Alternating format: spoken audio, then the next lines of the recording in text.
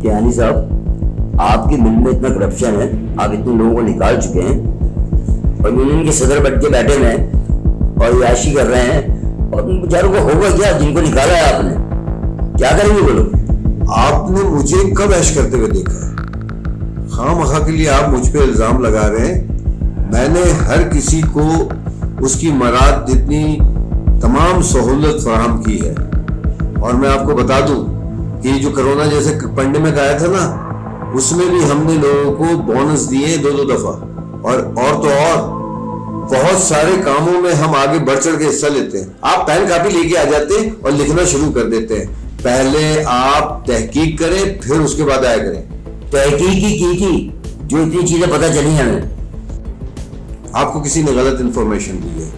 ये ठीक है कि हमारी यूनियन खसारे में जा रही है, लेकिन हम अपनी यूनियन के तमाम वर्करों को वक्त पे तनख्वाह भी देते हैं और बोनस भी देते हैं। आप गलत समझ रहे हैं, ये सही बात नहीं है। और बता दूं आपको कि आप अपने किसी चीफ एडिटर को भेजें, आप जाएं यहाँ से। जो आपने साथ दिया है, जो लोगों का साथ दिया है, जिनकी हेल्प की आपने, आप उनको मंजर आम पे लेकर आए ना, ताकि लोगों को पता चले कि आप क्या कर रहे हैं, किसके साथ क्या किया आपने, क्या नहीं किया। इस तरह को पता नहीं चलेगा ना कि क्या किया आपने। मैंने जो अच्छे काम किए हैं वो लिखो ना, खामखा उल्टी सीधी बातें क्यों लिखे हो? आपके भी बच्चे हैं ना, बस हो जाएगा आपका काम।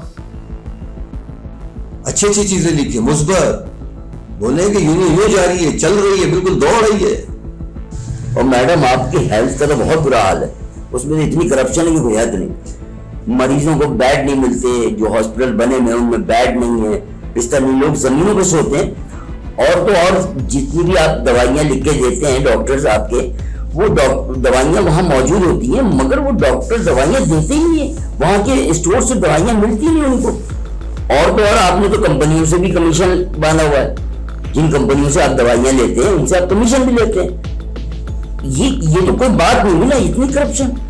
ऐसा चले करेंगी तो मरीजों का क्या हाल होगा बेचारे, जिनको 2024 की डेट मिली हुई है, 2016 में डेट दी गई 2024 की, तो क्या करेंगे बेचारे, कहाँ जाएंगे वो? देखिए सर, हम पे ये सरासर इल्ज़ाम है। इल्ज़ाम वो कैसे है? इस तरह है कि हम अपना काम ईमानदारी से करते हैं, और जो लोग बेईमान हैं, करप्शन करते हैं, ठीक है, दवाइयों में इधर उधर हेर फेर करते हैं, मरीजों के साथ ऊंच नीच करते हैं। अब जिस तरह हमारा इदारा है ईमानदारी पे, हमने हॉस्पिटल्स बनाए, क्लिनिक्स बनाए, हमारे आके वहाँ पर सर्वे करें, वहाँ के बेड्स देखें, हमारी मेडिसिन देखें। हमारे लिए अमीर अमीर नहीं है और गरीब गरीब नहीं, हमारे लिए दोनों बराबर हैं, क्योंकि हमने हेल्थ का जो है वो जिम्मा ले रखा है। हम ईमानदार डॉक्टर्स हैं। आप मुझे ये बताएं कि आप सहाफ़ी हैं, आज सहाफ़ी है सिर्फ पेन उठाते हैं और आकर जो है वो ईमानदारों पे लिखना शुरू कर देते हैं। आप बेईमानों को जाकर क्यों नहीं करते? आप आकर हम पे इल्ज़ामात लगा रहे हैं, ठीक है, मुझे एक बात का जवाब दें। बलोचिस्तान में हमारे नुमाइंदे के लोग गए पोलियो के कतरे पिलाने, उनके साथ पुलिस एहलकार भी थे, ठीक है, उनको मार दिया गया। वहाँ जाकर जो है फसाद होते हैं, लड़ाइयाँ होती हैं। हम अपनी जान को हथेली पे लेके अपनी कौम की जान को बचा रहे होते हैं, और उसके ऊपर भी हम पर इल्ज़ाम क्यों? आप ये जो पेन लेकर हम पर लिखना शुरू कर रहे हैं, ये जाकर जो है वो आपको चाहिए कि करप्ट लोगों को पकड़े, ना कि आके हम लोगों पे और हमारे इदारे पे जो है वो आप इल्ज़ाम तराशियाँ करें। ठीक है, देखिए, हमारे साथ साथ जो है अगर पुलिस एहलकार होते हैं तो उनके भी मासूम छोटे छोटे बच्चे होते हैं, जैसे आप लोगों के बच्चे हैं, लेकिन आप लोगों को ये सोच ही नहीं, बस लिखना है और लिखकर निकल जाना है, ठीक है ना। तो बराए मेहरबानी मेरी आपसे दरख्वास्त है सहाफ़ी साहब कि आप लिखें तो जाके करेक्ट लोगों पे लिखें। सही बात है, हम इसको देखेंगे। और ये हकीकत बात है कि आपके जो पोलियो कतरे पिलाने वाले जाते हैं उनके साथ बहुत बुरा होता है और उनके लोगों को मार भी दिया जाता है, फिर भी वो अपनी खिदमत अंजाम दे रहे हैं। और ये बड़ी बात है कि वो इस ऐसे वक्त पे भी साथ देते हैं। और दानिश साहब, आपका क्या है, आपका जो अदारा है बड़ी करप्शन है उसमें, तो इस बारे में आप कुछ कहना चाहेंगे? जी हाँ, बिजली का इदारा है मेरा। आपके इदारे में इतनी करप्शन है, जहां मीटर लगे हुए हैं वहां के इतने इतने बिल आते हैं, कोई हद नहीं, और जहां मीटर नहीं है वहां बिल ही नहीं आते। क्या उनसे मंथली लेते हैं आप क्या? और तो और बिजली के बिलों में आए दिन इजाफा होता रहता है। इतने टैक्सेस लगा देते हैं आप लोग, इतने टैक्सेस लगा दिए, कोई हद नहीं आपको। अब 25,000 रुपये किराया दे इंसान घर का और 50,000 का बिल दे, तो हुआ क्या इस बात का? इससे आपको कोई फर्क नहीं पड़ता, मगर लोगों को फर्क पड़ता है। बेचारे कहां से लेके आएंगे वो लोग? अब एक का बिल आया 2 लाख रुपए, वो बेचारा किस तरह भरेगा? और वो गरीब आदमी, उसकी इनकम ही 20,000 है, तो 2 लाख कैसे भरेगा? ये बताएंगे आप हमें? कुछ भी नहीं कर सकते आप लोग, सिवाय टैक्सेस लगाने के, बिलों को बढ़ाने के, और इसके अलावा क्या करेंगे आप? फिर आए दिन बिजली काट देते हैं आप, और रात को बिजली होती है, कभी नहीं होती है, दिन में गायब रहती है। अरे भाई, बिजली देते कब हैं आप? बिल इतने बड़े बड़े देते हैं। कुछ शर्म करें यार आप लोग, कुछ शर्म करें, सही करें निजाम अपना। बिलावजी की टैक्सेस लगा के हम लोगों को और तंग करते हैं। आपका सवाल अब शुरू से सुने मेरे साथ कि आप बात क्या कहने वाले हैं। हम लोग जो टैक्स लेते हैं ना, वो ऑयल का टैक्स होता है, पानी का टैक्स होता है, और वो जो हमारे जो वर्कर होते हैं, जो आधी रात को आपके लिए बिजली के ऊपर खंभे पर चढ़ के बिजली सही करते हैं, आपको बिजली फराहम करते हैं, वो भी किसी के बेटे होते हैं, किसी के भाई होते हैं। उनकी जान की इंश्योरेंस होती है, हर एक चीज का तरीकेकार होता है। हाँ, आइए माने कि टैक्सेस बहुत लग रहे हैं, लेकिन इसके लिए आप गवर्नमेंट से रब्ता करें ना। हमें तो ऊपर से जो ऑर्डर मिलता है हम वो कर देते हैं। और जो रही बात, आप ये कहते हैं कि जी लोड शेडिंग हो रही है इलाके के अंदर, तो भाई बात सुनिए, जब आप लोग बिजली चोरी करेंगे, कुंडा डालेंगे, उसको मैनेज करने के लिए हमें लोड शेडिंग करनी पड़ेगी, ये होता है। आप लोग जो बड़े बड़े लोग हैं ना, उनके तो आप बिल बनाते ही कब है? उनकी फैक्ट्रियां ऐसी चल रही हैं। हाँ जी जी, मैं समझ रहा हूँ आपकी बात को, आप नहीं समझ रहे मेरी बात को। असल में बात यह है कि जो आपने लिखना है, जो आप हमारे लिए लिख रहे हैं ना, और छोटे आप लिखे सरमायादारों के लिए, मिड ऑनर के लिए, जिनकी बड़ी बड़ी फैक्ट्रियां चल रही हैं, उनके लिए लिखे। असल में वो बिजली चोरी कर रहे हैं, उनको बिजली मुफ्त फराहम की जा रही है। गरीब आदमी काम नहीं कर रहा, उनके लिए लिखे। आप समझे मेरी बात को? हमें तो जो ऑर्डर मिलता है कि भाई आप ये करें, उधर जाए, हम तो वो कर देते हैं। हम तो उसमें गुलाम हैं। हम तो जो हमें ऑर्डर मिलता है कि आप जाएं, जो टैक्स लगते हैं, वो टैक्स हम अपनी मर्जी से नहीं लगाते। हमें ऊपर से ऑर्डर होता है कि टैक्स लगा के भेज दिया जाए, तो बिजली गिरती है, वो गरीबों में गिरती है बेचारों पे। अब गरीब आदमी क्या करे मुझे बताएं। मैं तो खुद छोटी सी एक बस्ती में रहता हूँ, 2 कमरे के मकान के अंदर। आप बताएं मैं कैसे गुजारा करता हूँ? और लोग हमें बुरा कहते हैं कि बिजली वाले बुरे हैं, बिजली वाले बिजली नहीं देते हमको, हमें गालियां देते हैं लोग। हम जहां जाते हैं पथराव किया जाता है, हमें बुरा भला किया जाता है। हमारी गाड़ी के पीछे बच्चे पत्थर लेके भागते हैं। हम क्या करें बताइए? हमें इलाके में दाखिल नहीं दिया जाता। हम बिजली ठीक करने जाते हैं तो हमें भगा दिया जाता है वहां से। हमें कहा जाता है कि आप इलाके में दाखिल नहीं हो सकते। हम क्या करें? हम भी किसी के बच्चे हैं, हम भी किसी के भाई हैं, हम भी किसी के शौहर हैं। हम तो अवाम की खिदमत करने के लिए निकलते हैं, लेकिन अवाम हमें गलत समझती है। असल बात को समझने की कोशिश करता ही नहीं है कि हम लोग जो कर रहे हैं वो अवाम की खिदमत कर रहे हैं, उनके लिए हम दिन रात एक कर रहे हैं।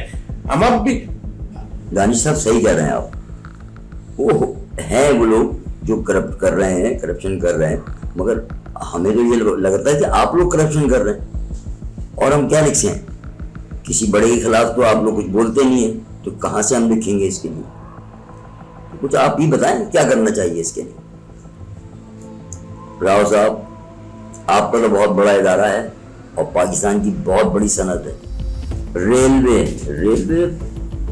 लोगों की खिदमत के लिए होती है, मगर आप लोगों ने उसको जहन्नुम बना दिया। इतना रश होता है, इतना रश होता है, कोई हद नहीं।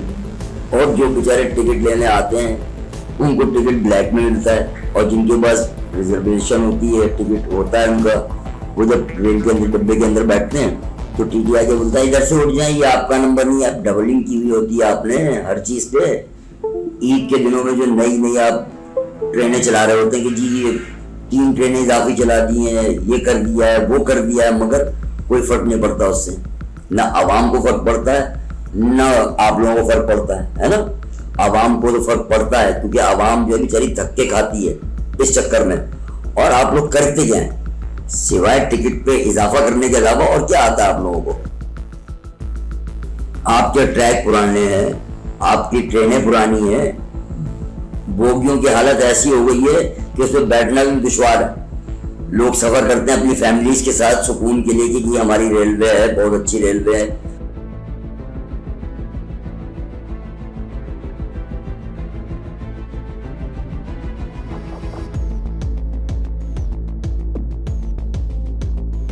रेलवे में आपने बोगियां चलाते हैं ईद के दिनों में मजदूरों के लिए, वो बेचारे उसमें ही धक्के खा रहे होते हैं।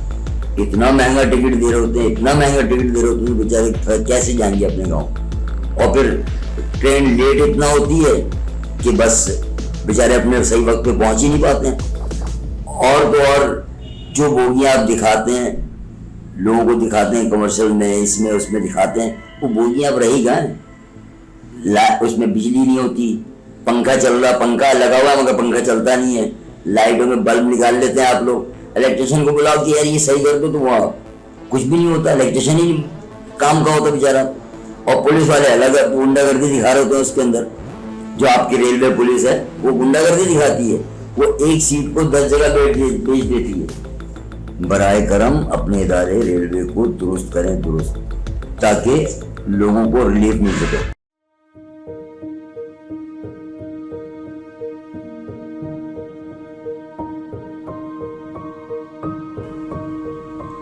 अस्सलाम वालेकुम सर। हेलो जी सर, कैसे हैं आप बताएं, आप लोग सब ठीक है? अल्लाह का शुक्र है सर। मैडम, हम आपके इदारे के लिए आए। आपकी जो एयरलाइन चलती है तो उसमें बहुत करप्शन हो रहा है, इस बारे में आप क्या कहेंगी और किस तरह से उसको मैनेज करेंगी, जरा बताना पसंद करेंगी आप? देखिए मेरी बात सुने, जिस करप्शन की आप बात कर रहे हैं ना, ऐसी कोई करप्शन हो नहीं रही है। और जहां तक रह गई मेरे इदारे की बात, मेरे इदारे में कोई करप्शन नहीं है जिसको आप पॉइंट आउट कर रहे हैं। मैडम, आपको जो इदारा करप्शन कर रहा है उसमें इतनी करप्शन है कि आप क्या उस पर बता सकती हैं? आपकी जो एयरलाइन है उसमें जहाज जो है वो इतने नाकिस हैं, इतने नाकारा जहाज हैं कि उनमें बैठते हुए बहुत डर लगता है कहीं जान न चली जाए। कैसी बातें कर रहे हैं आप? तैयारे नाकिस हैं, मैं घर में बना रही हूँ ये सब। यार हद होती है ना। आप ये देखें कि मॉडिफाई करना गवर्नमेंट का काम है, मेरे घर से नहीं मॉडिफाई होंगे। मैं सिर्फ एप्लीकेशन दे सकती हूँ, बाकी काम गवर्नमेंट का है, मेरा नहीं है, मेरे घर का नहीं है। हद हो गई। मैडम, बात सारी ये है कि आप अपने जहाज घर पे नहीं बना रही है। मैं सही बात है, आप जहाज घर पे नहीं बना रही है, मगर ये जो आप रोज बर रोज किराया बढ़ाती हैं, जहाज भी नाकिस, फिर जो आपके टिकट पे किराया बढ़ रहा है 10%, 20%, ये आपकी गवर्नमेंट बढ़ा रही है, आपका इदारा बढ़ा रहा है, तो ये क्यों? आवाम तो बहुत ज्यादा मर जाएगी इस चक्कर में। ना जहाज सही और पैसे भी इतने इतने लेते हैं आप लोग, कोई हद नहीं, और आपके अपने लोगों को फ्री टिकट मिलता है। वाह सर, उन्हें खरीदे हुए भी हमें 50-50 साल हो गए हैं। हमने घर में नहीं बनाए हुए ये, और ये काम गवर्नमेंट का है, फंड देगी तो काम होगा ना। सर आप मेरी कुछ सुनेंगे नहीं? आप मुझे बता देना, आप जो पहले अपनी गाड़ी में पेट्रोल डालते थे, बताए ना कितने का डालते थे? 500 रुपए का ना? पूरी कराची या पाकिस्तान घूम रहे थे क्या? नहीं ना भाई, ये होता है, लाभ होता है? नहीं होता सर। तो ये सब महंगाई की वजह से हो रही, फ्यूल एडजस्टमेंट में किराए बढ़ते हैं। ये जो 10%, 20% है, मैं नहीं बढ़ा रही सर, ये लगातार नहीं कर रही कोई महंगाई, मेरे घर से भी महंगाई बढ़ रही, हुकूमत कर रही है। सर आप इन चीजों को क्यों नहीं सोचते हैं कि पहले कुछ और था वक्त, अभी कुछ और है। महंगाई पहले कुछ और थी, अब कुछ और है। वक्त अब वो था नहीं रहा कि पुराना पत्थरों में आप जी रहे हैं। हद हो गई यार, आप मेरे सर पर क्यों आ रहे हैं? हर बात लेकर आ जाते हैं कि मेरे इदारे में महंगाई है, मेरे इदारे में महंगाई है। मैंने नहीं की रही सर, ये मैंने कुछ भी नहीं किया हुआ, ये सब कुछ महंगाई गवर्नमेंट की तरफ से आ रही है, तभी ये सब हो रहा है ना। आप प्लीज इन सारी बातों को समझें, उनको छोड़ दें कि मेरे सर पर लाए, मेरे इदारे को आप बुरा बोलें, ये गलत बात है सर। और जुनैद साहब, आपका इदारा तो बहुत बड़ा इदारा है, तालीम का इदारा। तालीम जिसको ना मिले वो अनपढ़ रह जाता है, और वो अनपढ़ कहलाता है, वो कुछ भी नहीं कर सकता माशरे में। तालीम का मेयार इतना खराब होता जा रहा है, इतना खराब होता जा रहा है कि आप लोग क्या कर रहे हैं? उस पर क्यों नहीं तवज्जो देते? उस पर भी इतनी करप्शन। ऐसे ऐसे स्कूल हैं जहाँ तालीम के नाम पे सिर्फ और सिर्फ गुंडाशाही चल रही है, कुछ भी नहीं है। गांव देहातों के स्कूल में जो लोग अपॉइंट हुए हैं 2024 में उनको मिल रही है तनख्वाहें 2010 से 2012 से। ये क्या, ये भी करप्शन है ना, और क्या है। और तालीम का मेयार भी खराब कर दिया आपने। जो लोग अंगूठा छाप हैं उनको आपने उर्दू का टीचर रख दिया, किसी को इंग्लिश का टीचर रख दिया, किसी को मैथ का टीचर रख दिया। वो खुद तो पहले टीचर पढ़ लें, उनको पढ़ाना ही नहीं आता, और बिला वजह में बस आप लोग लगाए में कि जी तालीम बहुत अच्छी है हमारे मुल्क की मेयार अच्छा है। इसमें है अच्छा है क्या, बता दें। फीसें भी इतनी कर दी, है नहीं। सर अगर आपके सवालात पूरे हो गए तो मैं जवाब दूं। मैं आपने बात की इदारे की, तालीम की, नो डाउट। एजुकेशन हमारा एक मुस्तनद इदारा है और मैं ये भी जानता हूं कि तालीम बहुत जरूरी है, लेकिन कैसे होगी तालीम, कैसे होगी पढ़ाई उन स्कूलों में, उन गवर्नमेंट स्कूलों में कि जहां कोई चीज मैसर नहीं, कुछ भी नहीं, और प्राइवेट स्कूल्स जो अपने बच्चों को प्राइवेट स्कूल में एडमिशन करा रहे हैं, उनको क्या एडवांटेज है? उनका एडवांटेज ये है कि उनके बच्चे वहां पढ़ते हैं, और प्राइवेट स्कूल वाले इस बात का फायदा उठा रहे हैं कि जब एक गली में 4 स्कूल होंगे प्राइवेट, तो फिर गवर्नमेंट स्कूलों में अपने बच्चों को कौन एडमिशन कराएगा, कैसे कराएगा? मैं ये बताना चाह रहा हूं। अब देखें होता क्या है कि जो लोग हैं, जो टीचर्स गवर्नमेंट स्कूल में रखे हुए हैं, मैं इस बात को मानता हूं कि वो पढ़े हुए नहीं हैं, मगर जो इदारा यानी तालीम का इदारा है तो वहां पर पढ़े लिखे लोग रखे जाएं। हर काम के लिए हर आदमी अलग अलग होना चाहिए। मिसाल के तौर कि अगर माली है तो माली का काम करे, टीचर है तो पढ़ाई का काम करे, अगर चौकीदार है, प्यून है, वो अपना अपना काम करे। लेकिन मैं अपने स्कूल में बहैसियत प्रिंसिपल, आप मेरे स्कूल आए, मेरे स्कूल का आके सर्वे करें, और वहां हर काम के लिए अलग अलग आदमी है जो अपना अपना काम बखूबी कर रहे हैं। और रहा सवाल जो तनख्वाह आप दे रहे हैं, ठीक है दे रहे हैं, लेकिन मैं ये बता दूं कि वो तनख्वाहें हमें नहीं मिल रही, यानी हमें वो जो नवाजने वाले हैं, वो ऊपर वाले जो लोग हैं, वो अपने वालों को नवाजते हैं और अपने वालों को नवाज भी रहे हैं। और स्कूल्स के अंदर पढ़ाई का कैसे होगा मैं आपको बताता हूं कि देखें, आप कहीं भी जाने की जरूरत नहीं। वजह यह है कि जब आप स्कूल अच्छे बनाएंगे, स्कूल की रिक्वायर्ड पूरी करेंगे, स्कूल की जरूरतें पूरी करेंगे, स्कूल को फर्निश करेंगे, तो बच्चे शौक से पढ़ने भी आएंगे। हमारे यहां कुछ भी नहीं है, पंखे नहीं है, फर्नीचर नहीं है, जो पढ़ने की जगह है वो जगह नहीं है। लेकिन क्या है, मैं इस कोशिश में हूं कि जहां तक मुझसे हो सकेगा मैं इस काम को बाखूबी अंजाम देता रहूंगा। क्यों? क्योंकि ये मुल्क हमारा है, पाकिस्तान हमारा है, 70 साल से बना हुआ ये मुल्क। हम कहां खड़े, क्या हो रहा है? लेकिन एक बात मैं ये तमाम इदारों से कहना चाहूंगा, खासतौर पर प्रेस वालों से, कि देखें, आप जब भी किसी के पास भी जाएं, इंटरव्यूज के लिए जाते हैं, पहले उसकी तस्दीक करें, उसके बारे में मालूमात करें। हाँ, अगर कहीं वो गिल्टी है तो उसको कायल भी करें, फिर उसकी तस्दीक करें। हाँ सर, क्या हाल है आपके? आपका इदारा है पेट्रोलियम, और इसमें इतनी करप्शन है कोई हद नहीं। गैस और पेट्रोलियम दो ऐसी चीजें बहुत जरूरी हैं। पेट्रोल इतना महंगा हो गया कि आवाम की पहुंच से दूर हो गया है, और गैस तो खैर है ही नहीं, है भी तो आधा घंटा पौन घंटा आती है। आप जरा इत्मीनान रखें, मैं आपको बताता हूँ।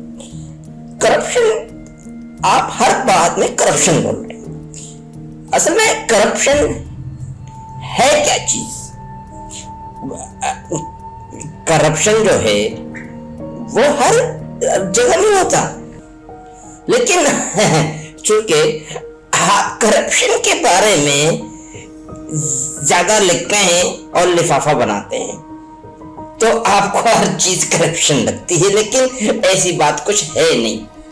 तो मैं आपको बताता चलूं कि आप जब लिखते हैं तो मस्बत चीजें आप भूल जाते हैं और करप्शन पर आप लिखना शुरू कर देते हैं। तो क्या है कि ये करप्शन का आपको सिर्फ करप्शन ही नजर आती है, लोगों की जो मस्बत चीजें हैं उस पर कभी आप नहीं लिखते। तो बराए करम आप उन पे भी जरा ध्यान रखें कि करप्शन और जो अच्छाई है उसको भी आप जरा पॉइंट आउट करें, लेकिन आप ये चीजें नहीं करते। जब आलमी मंडी में जब पेट्रोल का कीमत बढ़ जाता है तो लाजमी है कि हमें भी कीमतें बढ़ानी होती है, तो ये हमारी मजबूरी समझे। आप लोगों ने हर चीज में मिलावट की है, पेट्रोल में मिलावट है, गैस में भी पानी मिल के आ रहा है आजकल। जब लाइन खोलो तो गैस में, गैस लाइन से पानी निकलता है, गैस भी सही नहीं आ रही।